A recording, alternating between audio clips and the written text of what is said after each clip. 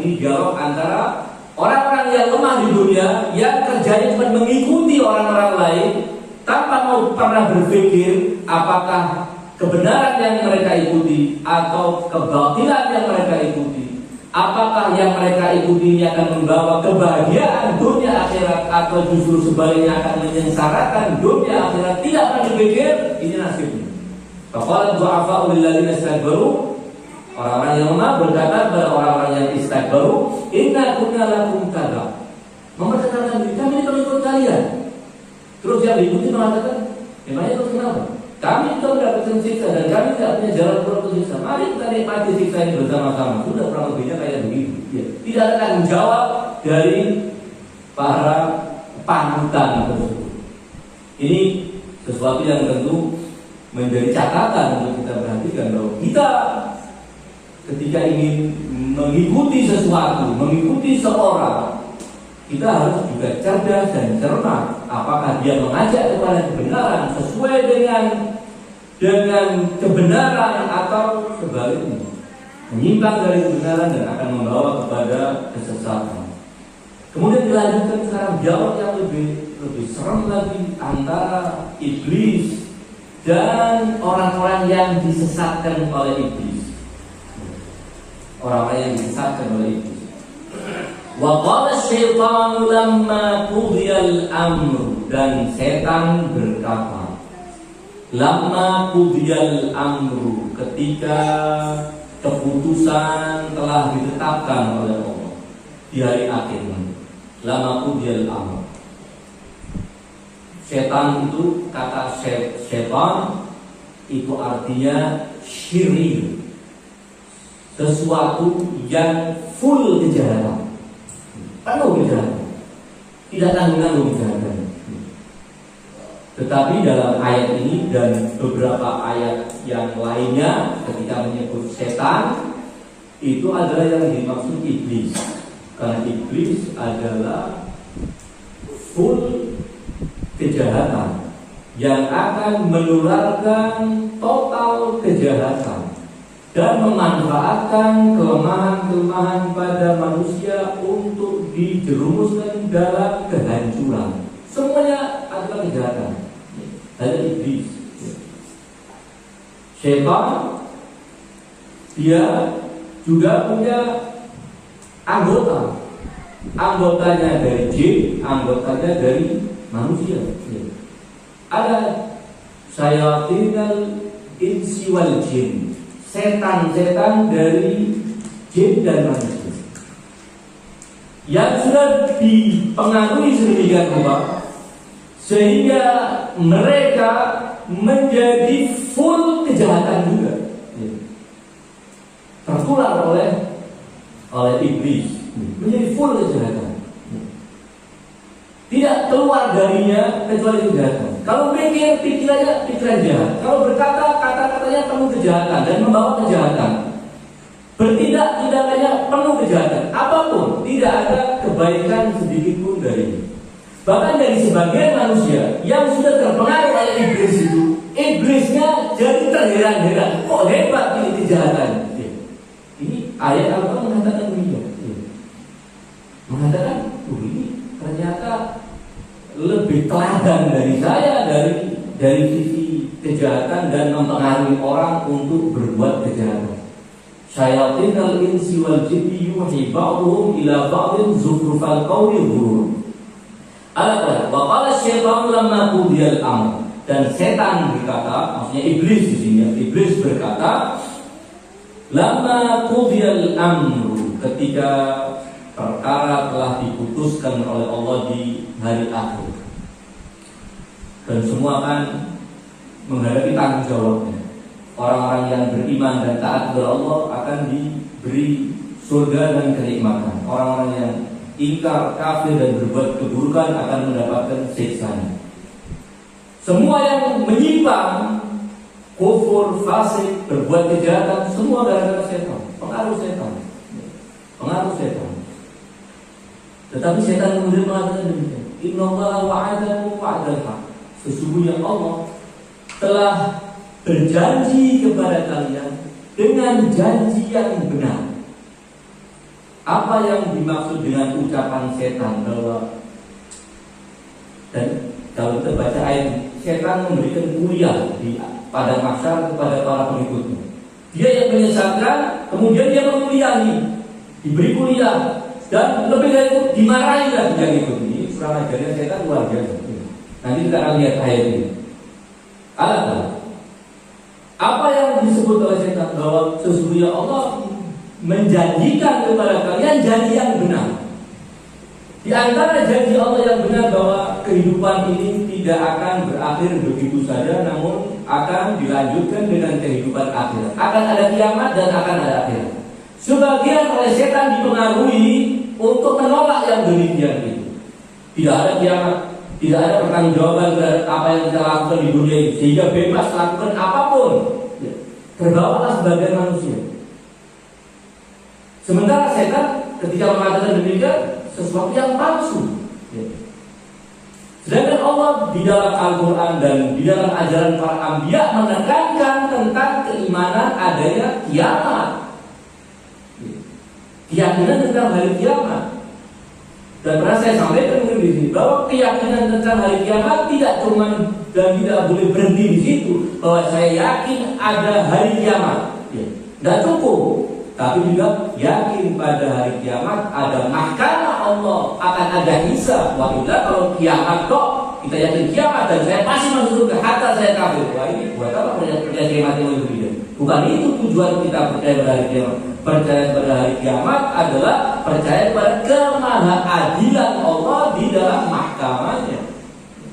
Ada hisab, ada hisab. Manusia sebagian dibuat lupa atau bahkan mengingkari hari kiamat sehingga semua kejahatan dia lakukan. Di antara ayat yang menyebutkan faktor utama kenapa manusia melakukan kejahatan dan penyimpangan kepada ajaran Tuhan, penyimpangan terhadap ajaran Tuhan, bima nasu yaumal hisab, dikarenakan mereka lupa tentang hari penghisaban di kiamat nanti. Sebagai manusia tidak lupa, tapi tidak berharap-harap ada kiamat. Ya. Di dalam surat Al-Ma'idah tasalu itu disebutkan juga, la yanjuna hisab, mereka tidak berharap ada hisab di akhirat. Semua akan berakhir dengan kehidupan di dunia ini, mati selesai. Wa ma yuhlikuna illa dahr, yang akan membinasakan kita adalah masa. Ya. Tidak akan ada lagi kebangkitan. Dipengaruhi oleh setan bahwa apa yang Allah tegaskan bahwa akan ada hari kiamat itu tidak benar. Tidak akan ada hari kiamat. Terpengaruh sebagian orang. Sebagian orang terpengaruh. Ketika hari kiamat benar terjadi, apa yang bisa mereka katakan? Ternyata benar dari Allah. Benar artinya benar-benar ada real apa yang Allah firmankan, apa yang Allah sampaikan kepada para anbiya ada disampaikan kepada umat manusia, akan ada hari kiamat. Kalaupun kalian dalam kehidupan dunia belum mengalami, kemudian kalian menentang dan menganggap itu palsu, sekarang ketika hari kiamat terjadi tidak bisa mengingkari lagi.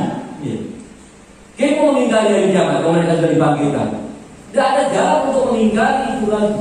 Setan mengatakan, innallaha wa'adakum wa'adal haq wa wa'adtukum fa akhlaftukum. Tapi saya di dunia dulu berjanji pada kalian tidak ada kiamat, tapi saya ingkar pada janji. Kenapa? Kiamatnya ada sekarang, dan saya sejak awal tahu kiamat itu ada. Tapi saya tidak mau tersiksa sendirian, makanya saya cari teman untuk supaya bareng-bareng disiksa. Jadi janji Allah yang disebutkan oleh Iblis, innallaha wa'adakum wa'adal haqqi wa wa'adtukum fa akhlaftukum, itu itemnya di antaranya tentang kiamat. Namun apakah sebatas itu? Tidak. Para ulama kemudian menjelaskan banyak di antara apa yang Allah sebutkan itu kemudian oleh setan manusia dibuat lupa terhadapnya atau ingkar terhadapnya. Banyak ajaran agama, ketaatan kepada Allah Subhanahu wa taala akan mendatangkan pahala. Kekafiran dan penentangan kepada Allah akan mendatangkan murka. Ini adalah yang ditetapkan oleh Allah Subhanahu wa taala. Taat akan mendatangkan pahala, maksiat akan mendatangkan murka dan siksa. Setan membalik mengatakan tidak apa-apa maksiat itu. Ya. Dengan berbagai macam cara yang nanti mungkin sempat kita singgung. Al-Bani setan menjanjikan, dan ketika kiamat terjadi, benar apa yang Allah janjikan dan palsulah apa yang dijanjikan oleh setan. Innallaha wa'adakum wa'dal haq. Al-haq itu artinya sesuatu yang tetap dan nyata ada hak. Allah telah menjanjikan demikian. Ada pahala-pahala, ada surga, ada neraka, tapi kalian tidak pernah mengindahkan itu. Kenapa? Karena rayuan setan. Saya telah berjanji pada kalian, tidak ada siksa itu. Jadi jangan takut bermaksiat. Setelah orang terjerumus dalam kemaksiatan dan kiamat benar terjadi, Allah meminta pertanggungjawaban kepada kita akan maksiat yang kita lakukan. Padahal setan belum menjadikan tidak apa-apa berbuat maksiat itu, tidak apa-apa. Ini juga diantara yang dimaksudkan dengan janji benar Allah dan janji palsu iblis. Innallaha wa'adakum wa'dal haq wa wa'adtukum fa akhlaftukum. Saya telah berjanji pada kalian, tapi saya ingkar semua janji. Semua janji-janji yang indah dari setan, tapi itu palsu oleh setan, maka saya sekarang tidak bisa merealisasikan semua itu. Saya harus ingkari bahwa saya tidak bisa mendatangkan itu semua. Saya dulu pastikan pada kalian tidak ada kiamat, ternyata kiamat datang. Saya tidak bisa menolak kedatangan kiamat. Saya dulu katakan pada kalian tidak ada siksa, tidak ada surga, tidak ada neraka, ternyata ada semua itu. Alhamdulillah ini setan kemudian mengatakan itu janji-janji palsu saya. Dan kalian, salah kalian, kenapa mau menerima janji palsu dari saya? Itu yang saya katakan, setan mulai memberi kuliah kepada para pengikutnya. Fa'akhlaftukum wa ma kana liya 'alaikum min sultanin illa an da'autukum. Dan saya tidak punya kuasa sultan atas kalian sehingga kalian kehilangan kebebasan untuk menentukan sikap. Saya tidak punya kekuasaan apapun atas kalian kecuali apa saya ajak kalian dan kalian ikut. Saya tidak pernah maksa. Saya tidak menjadikan kalian terbelenggu kehilangan ikhtiar kalian, tidak. Kalian tetap punya ikhtiar. Kalian bisa menolak dan bisa menerima, tapi kalian lebih memilih menerima. Kalian lebih memilih menyauti ajakan saya. Wa ma kana liya 'alaikum min sultanin illa an da'autukum fastajabtum li. Kemudian ketika saya ajak kalian, kalian bergegas menyauti ajakan saya. Siapa yang salah? Yang salah namanya siapa? Ada pengumuman bahwa akan dibuka tempat maksiat balas gratisan, kemudian kita ikut.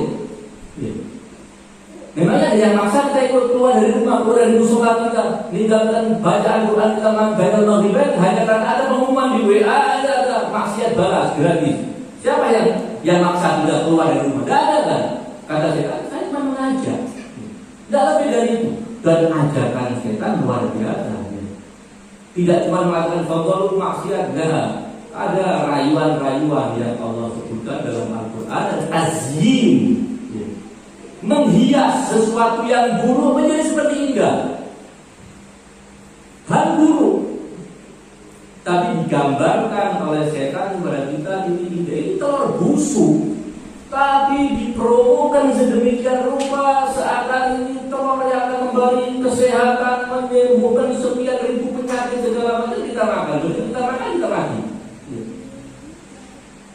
Promosinya ini yang sangat luar biasa. Dengan macam-macam. Seringkali ketika kita tertipu oleh setan, kita sadar. Sekali ditipu oleh setan, ternyata bohong. Bilangnya enak, ternyata tidak enak. Biasa, tidak seperti yang dipromokan. Tapi kemudian kita mengatakan, iya, dikasih rayuan yang lain lagi.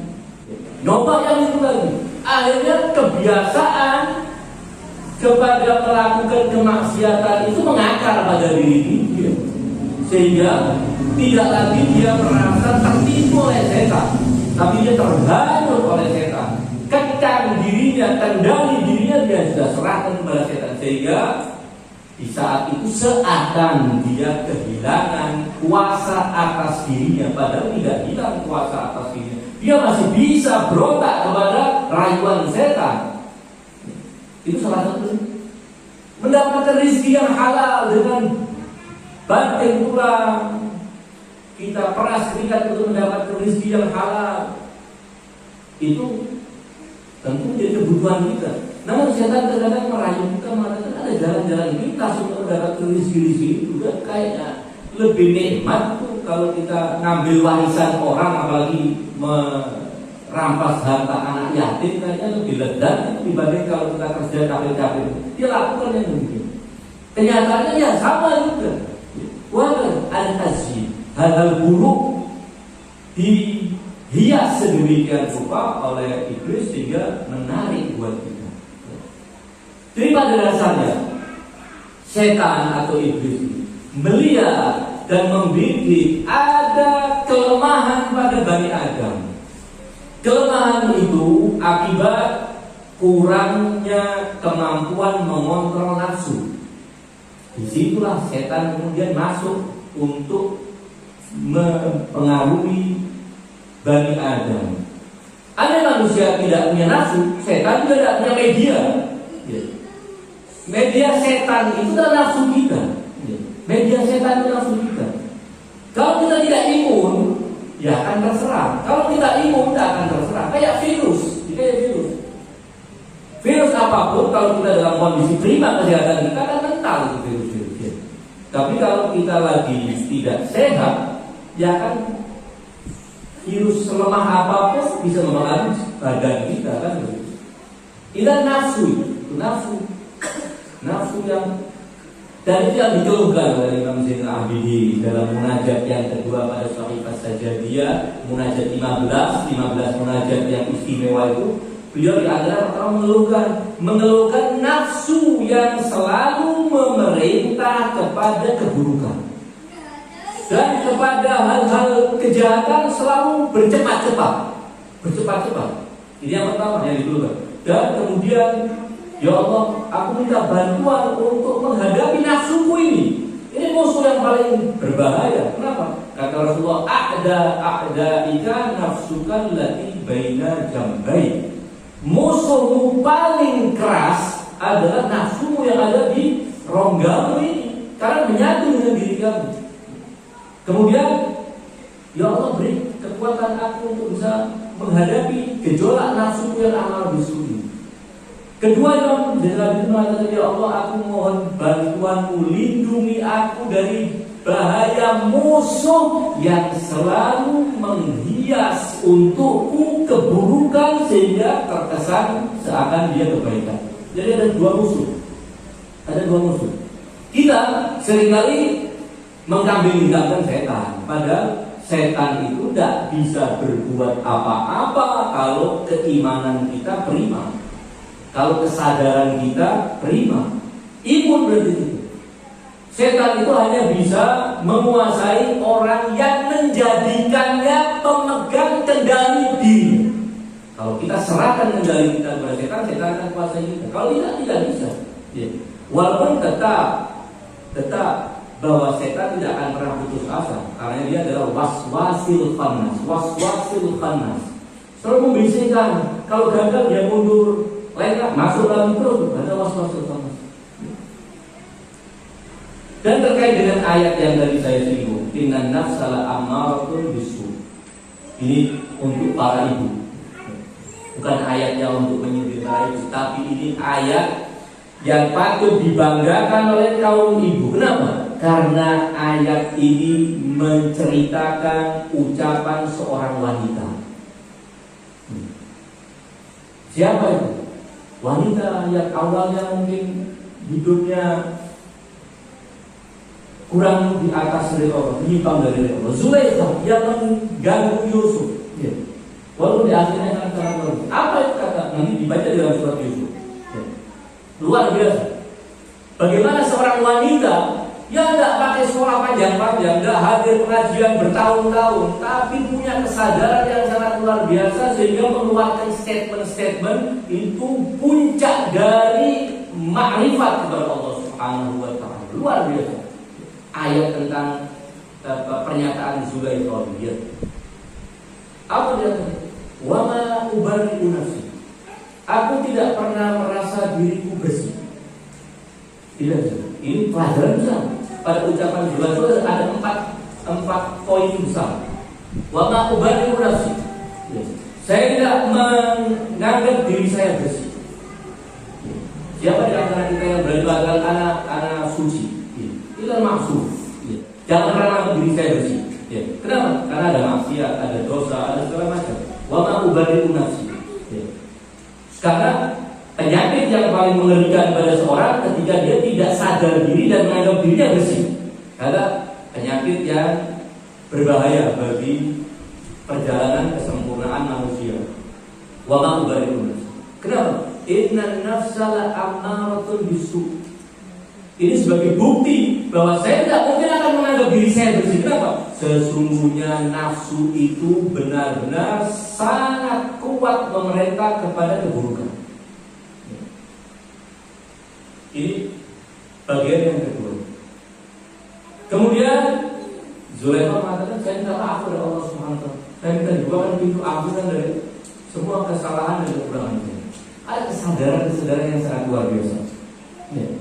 Kayak ibu-ibu di dalam Al-Quran banyak ayat yang mengabadikan statement-statement luar biasa dari kaum wanita. Sehingga dengan mengatakan ini Al-Quran seperti itu alladzina amanu. Tidak ada untuk wanita-wanita. Justru contoh-contoh yang luar biasa dalam Al-Quran itu muncul dari kaum wanita. Istrinya Fir'aun, memangnya pernah hadir di pengajiannya. Berikut pengajiannya Ustaz siapa? Punya kesadaran yang sangat luar biasa, punya ketabahan, punya keuletan menghadapi Fir'aun, istri seorang Fir'aun, namun punya makrifat kepada Allah sangat luar biasa. Belum tentu istrinya para ustaz, istrinya kiai, istrinya ulama punya kesadaran kayak istrinya Fir'aun. Pernah kita dengar istrinya ustaz mengatakan, ya Allah bangunkan aku rumah di sisimu. Tidak, pasti minta, ya suami bangunkan aku villa, bangunkan aku rumah segala macam. Mintanya itu pasti istri ya. Kan sama istrinya Fir'aun enggak itu. Punya istana kan dari itu. Dia mengatakan minta ibni bangunkan untukku Rabbibni inda di sisimu baitan fil jannah. Tidak ada bodohnya. Ini kan berarti luar biasa. Berarti dari ayat-ayat yang mengabadikan statement-statement wanita di dalam Al-Quran itu perlu ada pengajian khusus yang menyampaikan, biar ibu-ibu juga, ustaz-ustaz yang menyampaikan ini ceramah tentang para wanita yang sangat luar biasa. Ada ya kembali bahwa setan cuma dia melakukan ajakan dan rayuan, tazyin, melakukan rayuan-rayuan itu sangat luar biasa dan tidak pernah berputus asa. Kembali bahwa apa yang disampaikan oleh Imam Zainul Abidin dalam munajat yang kedua dari 15 munajat itu sangat luar biasa. Kembali ya tuan akhwat sekalian, wa wa'atukum fa akhlaftukum wa ma kana li 'alaikum min sultanin illa an da'awtukum fastajabtum li. Salah satu dari keunikan bahasa Arab yang tidak dimiliki oleh bahasa-bahasa lain. Jangan pernah ada yang mengatakan ada bahasa lain selain bahasa Arab bisa mengalahi dan mengungguli kehebatan bahasa Arab. Bukan kebetulan Allah menetapkan menjadikan kitab suci terakhirnya dengan bahasa Arab, bukan kebetulan karena nabinya orang Arab, tidak. Bukan kebetulan, settingan asli dari Allah Subhanahu wa Ta'ala bahwa yang bisa menampung secara utuh firman Tuhan adalah dengan bahasa Arab, tidak dengan bahasa lain. Kalian sebagai ulama Quran tidak boleh menerjemahkan bahasa Quran dengan bahasa apapun. Kenapa? Karena terjemahan apapun tidak akan pernah mewakili.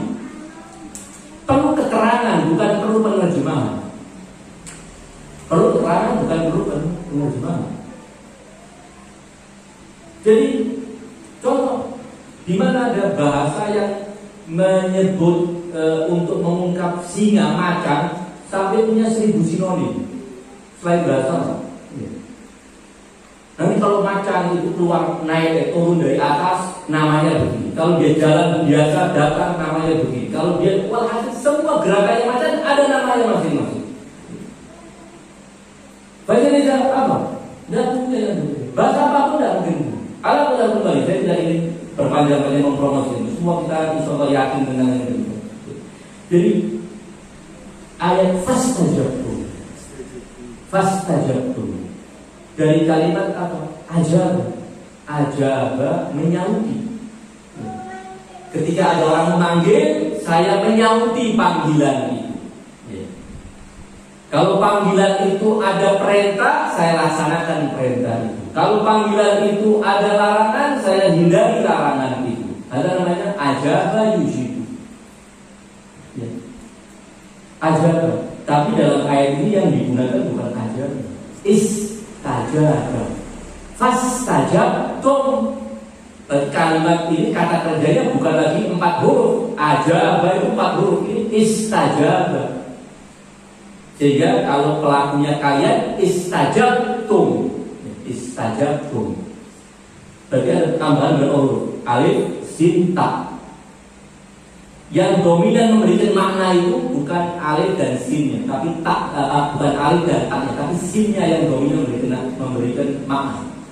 Jadi kata kerja dengan 3 huruf, sedikit bicara kayak di hadapan santri, tidak apa-apa, karena ini bukan monopolinya para santri, bisa dipahami dengan mudah. Ya. Bahwa kata kerja dengan 3 huruf ghafara memberikan ampunan, kemudian kita tambahkan 3 huruf istaghfara memohon ampunan. Ya. Dari mana tambahan kata memohon ampunan? Dengan tambahan huruf sin di situ. Huruf sin istaghfara. Huruf sinnya yang memberikan makna tambahan itu, bukan i-nya, bukan taknya. Ya. Huruf sinnya.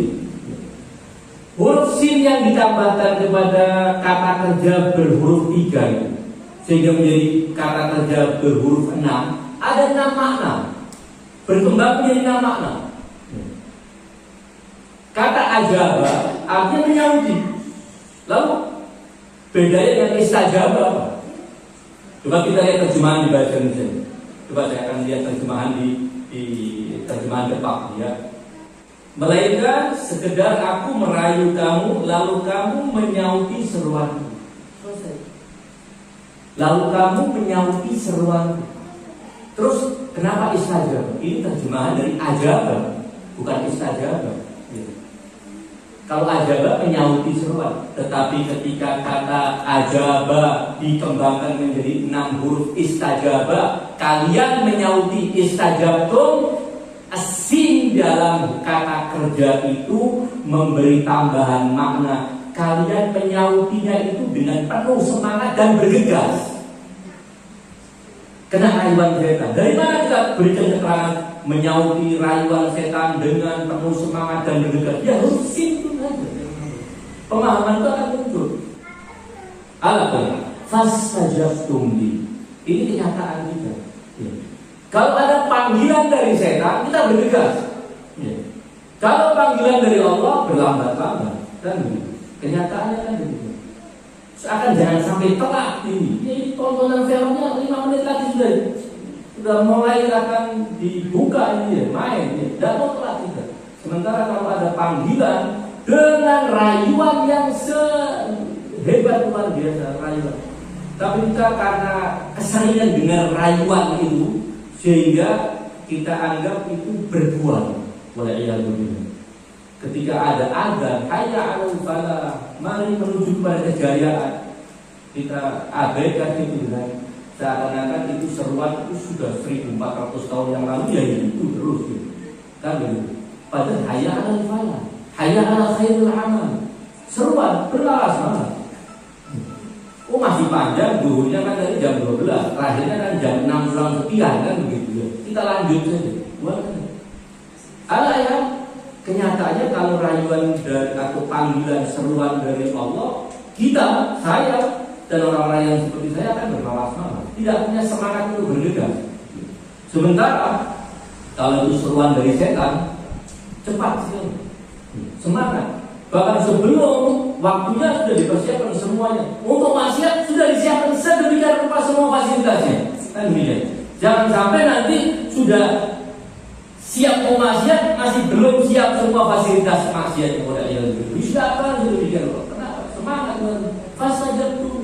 Kalian cuma saya ajak dan kalian mau. Fala talumuni, karena saya tidak merampas kebebasan kalian. Karena saya tidak mencerabut ikhtiar kalian, saya cuma mengajak kalian dan kalian kemudian bergegas mengikuti ajakan saya, maka jangan salahkan saya. Saya kan cuma ngajak, tidak pernah maksa. Lain kalau saya belenggu kamu, saya seret kamu. Saya tidak melakukan yang demikian dan saya tidak punya kekuasaan untuk itu. Fastajabtum li fala talumuni, jangan nyalahkan saya. Walumu anfusakum, salahkan diri kalian sendiri. Yang perlu kamu kecam, yang perlu kamu salahkan adalah diri kalian sendiri.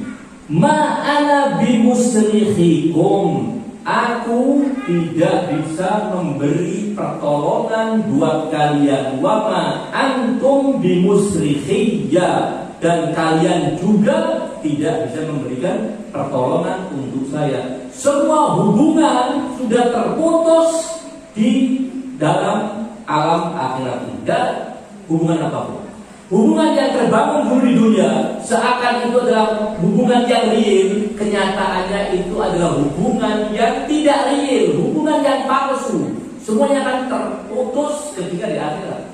Tidak ada hubungan lagi. Jadi jangan nyalahkan saya dan minta bantuan kepada saya. Saya tidak bisa bantu kamu karena hubungan saya dan kamu sudah terputus, dan kamu juga tidak bisa membantu saya karena sudah terputus juga hubungan kalian dengan saya.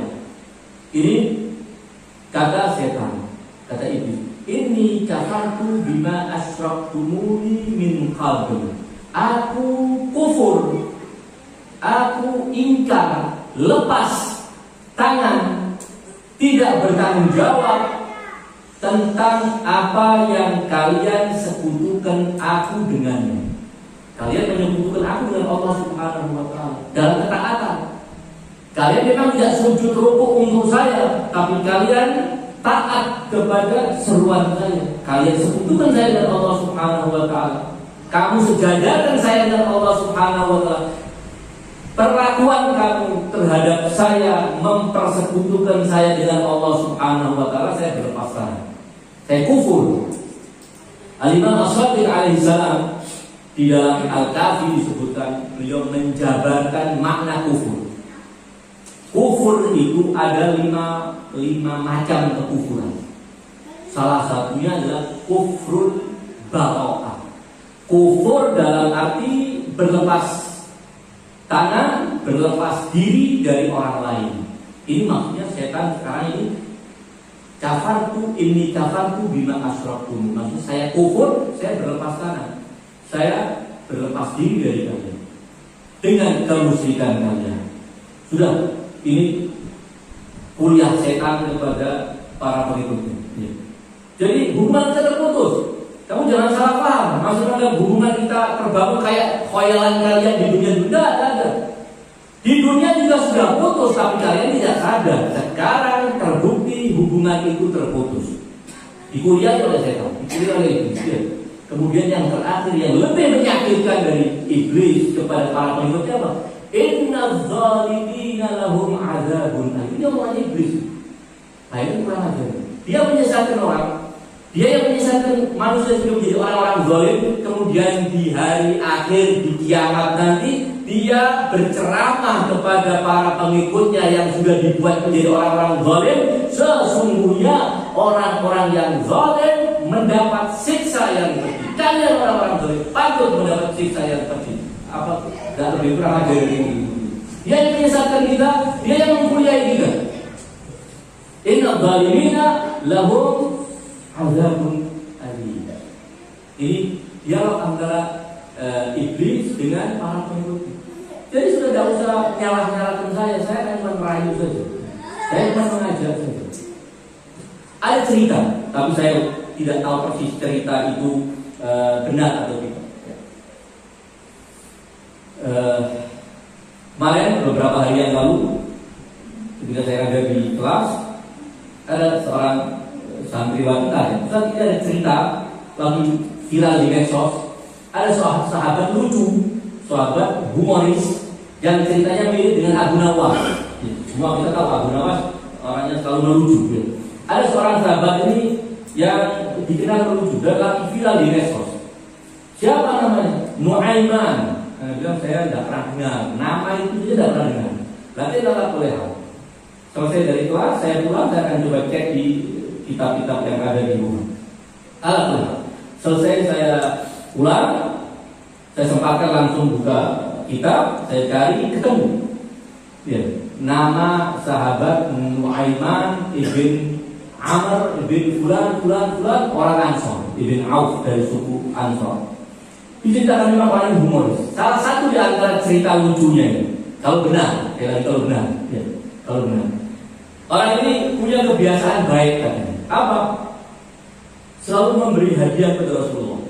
Kalau ada pedagang datang ke kota Madinah membawa barang-barang dagangan yang unik-unik, dia beli, tapi hutang. Tidak cash, ya, hutang. Nanti seminggu lagi saya bayar. Kurang lebih. Dia beli barang yang indah, dia berikan hadiah untuk Rasulullah. Ya Rasulullah, hadiah untuk. Diterima. Rasulullah tidak pernah menolak hadiah dari siapapun. Diterima hadiah. Setelah beberapa hari penjualnya mulai menagih. Wahai Nuaiman, ini sudah saatnya jatuh tempo, kamu harus bayar. Loh, benar, kamu ikut saya. Oh iya sudah, dibawa ke rumah Rasulullah. Ya Rasulullah, ini yang punya barang kemarin yang saya hadiahkan kepada Anda, tolong dibayar. Sekarang orangnya nagih. Rasulullah pun kemudian fadhahika, kata Rasulullah tertawa dan kemudian membayar orang itu. Ini cerita lain, bukan cerita yang terkait dengan mirip-mirip dengan setan yang tidak mau tanggung jawab ini. Cerita kedua, ada orang Arab Badui datang ke kota Madinah, kemudian menemui Rasulullah. Dia ikat ontanya di depan masjid. Dia masuk ke masjid menemui Rasulullah. Cukup lama. Beberapa sahabat memprovokasi Nuaiman. Wahai Nuaiman, kelihatannya kita sudah lama tidak pernah makan daging onta. Oke, kalau ini disembelih. Ya, kita lakukan sudah disembelih. Maka diambillah onta itu, dibawa ke tempat agak jauh. Dia nahar itu bukan disembelih. Kalau untuk sapi, untuk kambing itu disembelih. Kalau untuk onta itu nahar. Fasali rabbika wanhar. Nahar itu pisaunya agak melebar dan tipis, dipukulkan ke kerongkongan onta yang lehernya agak panjang. Jadi di bagian bawah sobek. Ada yang disembelih cepat, kemudian dimasak, mereka mayoran makan. Si Badui keluar dari rumah Rasulullah, lihat ontanya sudah tidak ada. Di sana ada bulu onta, ada beberapa. Wah, ini onta saya kok jadi korban begini. Nanya kepada orang-orang, siapa yang melakukan ini? Semua sahabat yang tadi mereka Nuaiman ini mengatakan ada Nuaiman yang bunuh. Dibawakan Nuaiman oleh si orang Arab Badui ke rumah Rasulullah. Ya Rasulullah, ini sahabatmu yang satu ini telah menyembelih onta saya dan dia makan. Dan para sahabat yang tadi memprovokasi Nuaiman itu juga ikut bareng mengawal si Arab Badui yang nyeret Nuaiman ke rumah Rasulullah. Ketika ditanya, ya Nuaiman, apa benar kata si Badui ini? Iya, ya Rasulullah. Kata Badui ini mendapat informasi dari para sahabatmu ini, kamu yang membunuh onta ini. Iya, ya Rasulullah. Kenapa? Ya mereka yang nyuruh, ya Rasulullah. Mereka yang sekarang melaporkan ini, ya mereka yang nyuruh, ya Rasulullah. Maka Rasulullah kemudian fadhahika, cerita itu kemudian diganti rugi senilai harga onta itu. Wallahu a'lam. Ada banyak orang yang melakukan provokasi kepada kita setelah kita terjerumus melakukan nafsi. Urusan kamu bukan urusan saya. Ada kalau masih di dunia masih mending, tetapi kalau di akhirat wal'iyadzubillah, ketika orang yang kita anggap menuntun kita ke surga ternyata dia menyesatkan kita menuju neraka wal'iyadzubillah, kemudian kita tuntut dia mengatakan saya kan cuma mengajak, saya kan cuma merayu kamu, kenapa kamu mau?